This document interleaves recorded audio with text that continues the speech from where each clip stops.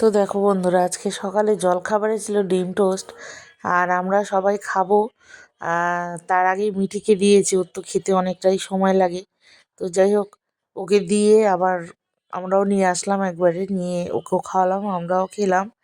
আর মিঠি সোনার বাবার জানো তো পায়ে খুব ব্যথা হয়েছে ঠান্ডায়। আর এই দেখো সেই হাঁড়ি, 2 কৌটো চালের ভাত রান্না করি। আর এটা হচ্ছে 1 কেজি 250 চালের হাঁড়ি। আর এটা হয়ে গেছে 1.5 কেজি চালের হাঁড়ি। দেখি যদি লোকটা আবার পরের দিন আবার আসে, তাহলে আমি হাঁড়িটাকে পাল্টে নেব। কেন হাঁড়িটা অনেক বড় লাগছে, কিন্তু আমার কর্তামশাই আবার বলছে রেখে দাও, লাগেই তো, আবার একটা নতুন নিয়ে নিও। তো যাই হোক, আমার বর বেরিয়ে গেল বাজারে।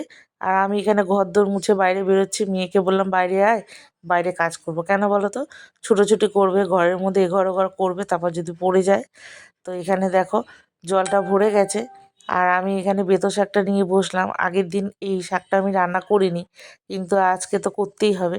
তো শাকটা এত ছোট, তাই ভাবছি কি করব। তো আমি কি করলাম, শাকের গোড়াটাকে পুরো কেটে বাদ দিয়ে দিলাম একবারে, যেমনভাবে আটি বাঁধা ছিল। তারপর শাক আটিটাকে খুলে বেছে নিলাম।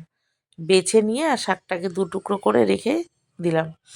ধুয়ে নেবো ভালো করে, বেতো শাকে অনেক বালি থাকে, অনেক বারবার ভালো করে ধুতে হয়।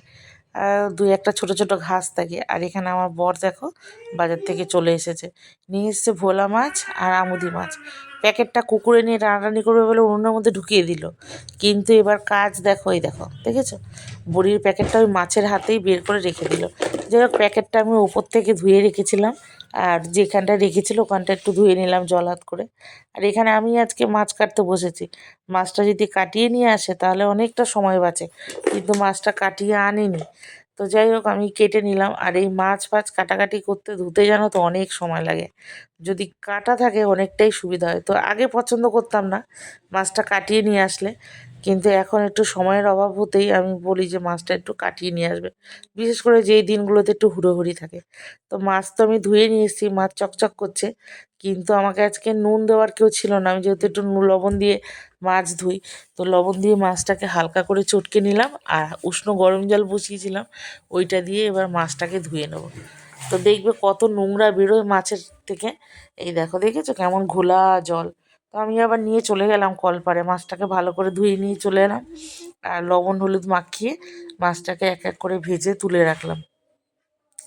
তো আজকে মাছটাকে রান্না করব পেঁয়াজ কলি দিয়ে, টমেটো ধনেপাতা দিয়ে।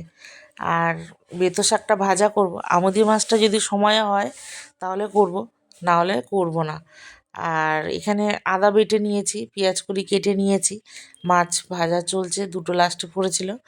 আর এখানে হচ্ছে রসুন আর লঙ্কা ফোড়ন দিয়ে দিয়েছি, বেতো শাকটা ভাজবো।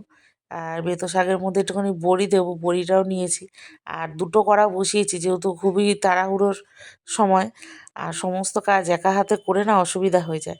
আর বেশ কিছুটা পরিমাণ পেঁয়াজটা দিয়েছিলাম মাছের তেলের মধ্যে, পেঁয়াজটা ভাজা হয়ে গেছে। আর তার মধ্যে টমেটোটা দিয়েছিলাম, টমেটোটাও প্রায় গলে গেছে। আর দিলাম আদা বাটা। এবার দেবে এর মধ্যে একটু সামান্য জিরের গুঁড়ো, এই দেখো অল্প পরিমাণে দিয়েছে। আর একটু লঙ্কার গুঁড়ো, হলুদ গুঁড়ো, আর লবণ হলুদ তো লাগবেই, দিয়েছি। আর দেখো খুন্তিটাকে কীভাবে ছাড়াচ্ছি আমি। তো আমার কর্তা আবার বলছে তুমি কী করছো, আমি যে আর হুড়োহুড়ির মধ্যে কী করবো বলো।